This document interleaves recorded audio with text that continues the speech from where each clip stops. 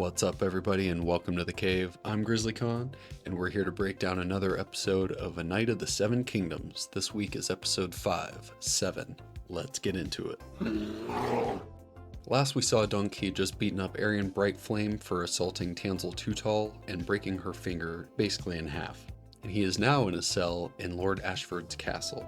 Egg comes to apologize for lying to Dunk about his identity. We come to find that Egg was supposed to squire for his older brother Darren, but, as Egg puts it, Darren is a shit knight and a drunk, and didn't want to enter the list. So Darren's plan was to hide in the inn until the tourney was over. Dunk is understandably angry with Egg and feels like he plays a hand in the reason that he ended up in this prison cell, telling Egg he would have served a donkey were it squireless.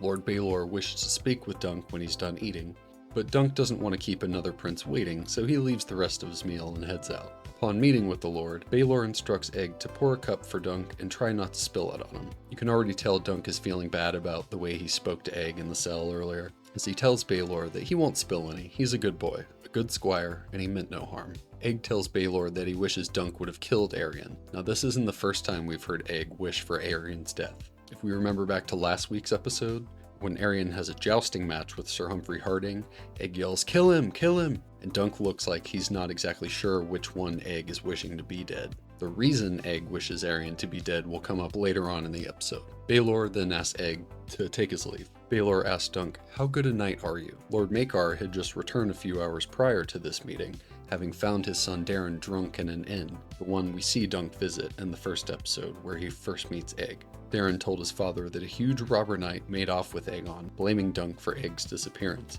So not only is Dunk in trouble for assaulting Targaryen royalty, but also for kidnapping another Targaryen. Although Baelor is coming off as like a stern hand of justice, you can tell by his body language that he knows what Dunk did is right. Foolish, but honorable and just. Dunk asks Baelor if he would have done the same, and he replies, "I might have, but I'm a prince of the realm, not a hedge knight." Aryan has stated he would like Dunk's head for his crimes, but Lord Baelor says he will not have it. However, with the claims that he kidnapped Egg, the court will most likely not side in his favor. However, Baelor says he has another choice, so he asks him again, "How good a knight are you?"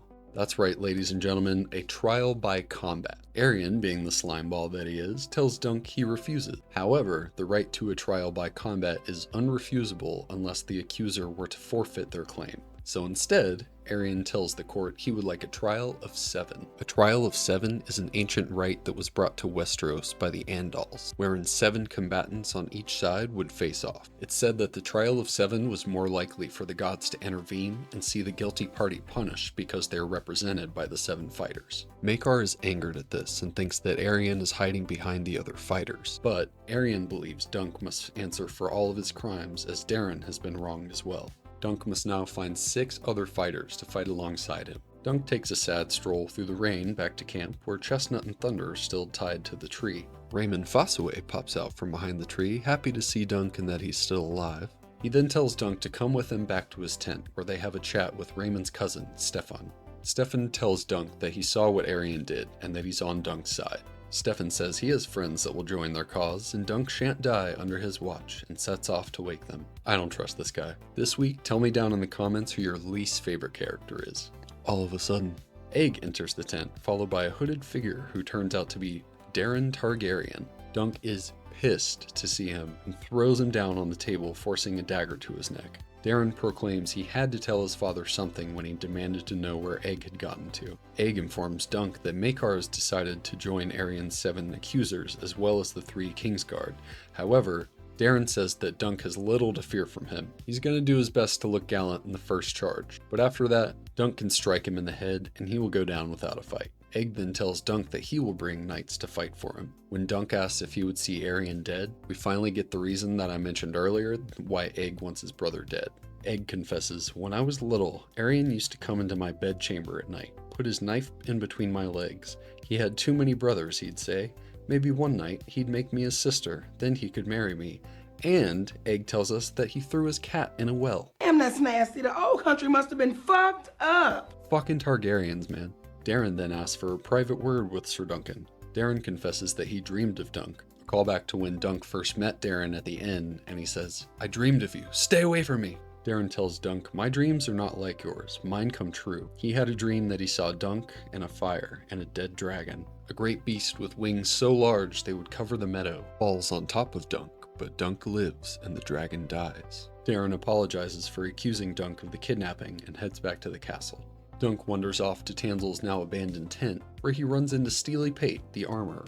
Steely informs Dunk that Tansel has retreated back to Dorne, but left the shield behind with Steely. Steely also replaced the rim of the shield because the old one was all rusty, and he made the wood a little thicker to help strengthen it. I love the design. It's exactly how I imagined it. Dunk, feeling down, says, "The star has fallen and the sunset heralds night. The shield is all painted up like death." Steely Pate replies, "The elm's alive, man. See how green the leaves are? That's summer leaves for certain." Trying to cheer Dunk up. You can really tell those who know what Dunk did was right and that they fully support him. Then they recite the old shield rhyme of "Oak and iron, guard me well, or else I'm dead and doomed to hell." This is the first time we hear this rhyme in the series, but it's definitely not going to be the last time. When Dunk asks what he owes Steely Pate for the new rim and hardware for the shield, he just replies, 1 copper. We then jump ahead to before the trial of the Seven, where Dunk is being joined by Sir Lionel Baratheon, Sir Robin Risling, our one-eyed stranger from last week, and Sir Humphrey Harding, who still sports a broken leg from his previous joust with Aerion. Dunk says to Sir Lionel, "I cannot thank you enough, nor for Sir Stefan for bringing you." However, Lionel replies, "Who the fuck is Sir Stevron? Your boy found me." Egg came through on his promise to Dunk and found the best knights he could to support him. Sir Dunk takes to the field along with his company, where they are greeted by only 6 rival combatants. When Dunk and Raymond question if Aerion maybe couldn't find a 7th to support him, Stefan takes the field, shouting for Raymond to bring him his helmet. Dunk asks Stefan, "What of your friends? We only need 1 more to make our 7. Stefan replies, "I'm afraid you'll need 2 more. I fight with Prince Aerion and the accusers." The bastard. I can't stand this fucking guy. He stinks, and I don't like him. From the moment we meet him, you can tell he's going to be scum. Raymond is pissed that his cousin would do this. Stefan confesses the Targaryens promised him lordship in exchange for helping the accusers. Stefan tells Raymond to fetch him his horse, and Raymond tells him, "Jog on."